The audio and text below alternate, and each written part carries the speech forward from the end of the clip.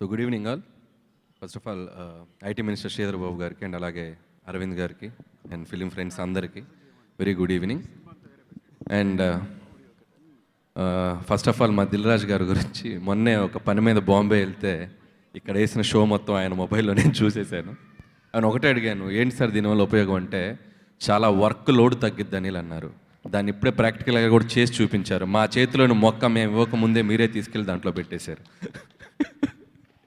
The jokes apart, first of all AI అంటే ఇప్పుడిప్పుడే అందరికీ అర్థమవుతుంది.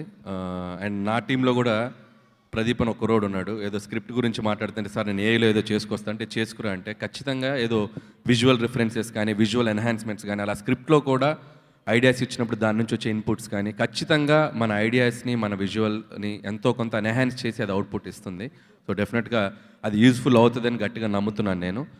అండ్ అలాగే ఏఏ అంటే ఇందాకే రాఘవేంద్ర గారు వి వినాయక్ గారు స్టేజ్ మీదకి వచ్చినప్పుడు మాట్లాడుతున్నప్పుడు అనిపించింది, అంటే ఈ జనరేషన్ కంటూ ఏఏ వచ్చింది, మరి మా జనరేషన్కి ఏఏ అంటే రాఘవేంద్ర గారు, వినాయక్ గారు, మా సుకుమార్ గారు.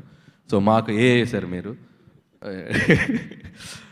సో మారుతున్న కాలాన్ని బట్టి మనము మారాలి, మనము పరిగెత్తాలి, అప్పుడే మనం ముందుకు వెళ్తుంటాం. సో జనరల్గా మేము పరిగెడితే రాజుగారు కార్ వేసుకుని దాన్ని మాకంటే ముందు క్రాస్ చేయాలని చూస్తారు. అందుకే ఆయన ఒక కంపెనీ పెట్టారు. సో ఏఐతో ఈరోజు ఒక కొత్త దాన్ని అందరికి ఇంట్రడ్యూస్ చేయడానికి తీసుకొచ్చారు. సో ఇంకా ఆర్టిఫిషియల్ ఇంటెలిజెన్స్ గురించి మీ అందరికీ తెలియని విషయాలు చాలా చెప్పాలనుంది. నాకే ఏం తెలీదు, తెలుసుకొని ఖచ్చితంగా ఫ్యూచర్లో మీతో చెప్తాను కోరుకుంటున్నాను.